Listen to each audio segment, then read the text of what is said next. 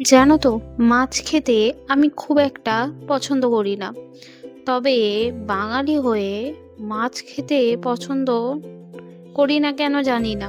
তবে মাছের ঝাল ঝোল খুব একটা ভালো না লাগলেও এই রকম মাছের চপ, ফিশ ফিঙ্গার, কাটলেট এগুলো খেতে বেশ ভালোই লাগে। আজকে বাড়িতে বানিয়েছিলাম ফিশ চপ। যে কোনো মাছ দিয়ে এটা বানানো যায়।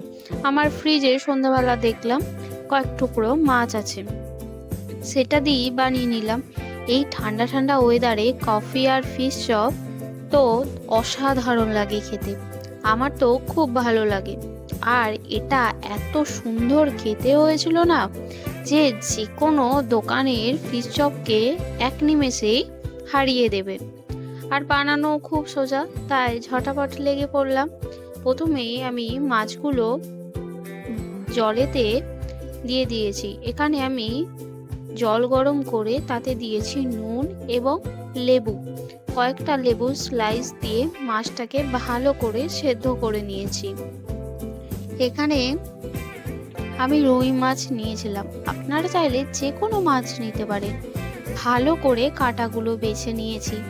আর যদি পারেন পেটির দিকের মাছ নেবেন, তাহলে বাছতে খুব সুবিধা হয়।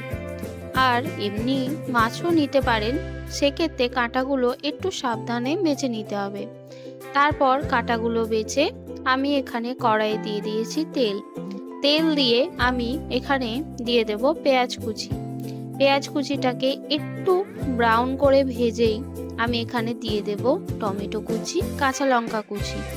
ঝালটা কিন্তু আপনারা একটু বুঝে দেবেন। আমি যেহেতু এখানে আমাদের জন্য বানাচ্ছি, তাই একটু ঝাল ঝাল যাতে হয় পুরটা, তাই একটু বেশি করেই কাঁচা লঙ্কা দিয়েছিলাম। কাঁচা লঙ্কাগুলো আমি আর টমেটো ভালো করে ভেজে নিয়েছি। তারপর দিয়ে দিয়েছি 2 টেবিল চামচ আদা রসুন বাটা। আদা রসুন বাটা দিয়ে আমি এখানে গুঁড়ো মশলা দিয়ে দেব। হলুদ গুঁড়ো, লঙ্কার গুঁড়ো, জিরের গুঁড়ো এবং ধনের গুঁড়ো। আমি এখানে সবগুলোই হাফ চামচ করে দিয়েছি। তবে এখানে ভালো করে কিন্তু মশলাটা একটু জল দিয়ে কষিয়ে নেব, যাতে কোনো রকম মশলা থেকে কাঁচা গন্ধ না ছাড়ে। তারপর মশলা যখন একটু তেল ছেড়ে আসবে, তখন আমি মাছটা দিয়ে দেব। মাছটা এখানে আমি ভালো করে কিন্তু কাটা ছাড়িয়ে নিয়েছি।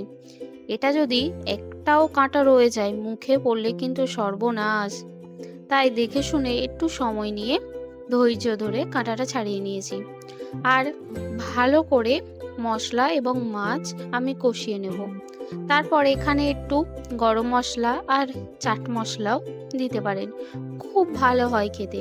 আমি এখানে দিয়েছি হাফ চা চামচ চাট মশলা। তারপর এখানে আমি 2টো আলু সেদ্ধ করে ভালো করে ম্যাশ করে রেখেছিলাম, সেটা এখানে দিয়ে দেব। এখানে আলু সেদ্ধটা দিয়ে আমি মাছের সাথে ভালো করে মাখিয়ে নিচ্ছি, যাতে সব জায়গায় সমানভাবে মাখানো হয়ে যায়। তারপর যখন মশলাটা একবারে শুকনো শুকনো হয়ে আসবে, পুরটা জানবেন একদম রেডি হয়ে গেছে। এখানে দিয়ে দিয়েছি ধনেপাতা কুচি আর দিয়ে দেব একটু গরম মশলার গুঁড়ো। ব্যাস, এখানে যদি আপনাদের কাছে ভাজা মশলা থাকে, তাহলে গরম মশলার পরিবর্তে এখানে ভাজা মশলাও দিতে পারে। তারপর নামিয়ে নেব। এটা যখন একবারে দেখবেন শুকনো শুকনো হয়ে আসে, তখনই কিন্তু নামাবেন। ভালো করে নামিয়ে এখানে আমি লম্বা লম্বা শেপ দিচ্ছি। আপনারা চাইলে চ্যাপ্টা টাইপের শেপও দিতে পারেন, চার চৌকো দিতে পারেন, গোলও দিতে পারেন, যেভাবে ইচ্ছা। তবে আমার এই রকম ভাবে ভালো লাগলো, আর এটা খুব সহজও মনে হলো, তাই এই রকম দিয়েছি। আমি এখানে পুরগুলি সবগুলো লম্বা লম্বা করে শেপ দিয়ে দেব।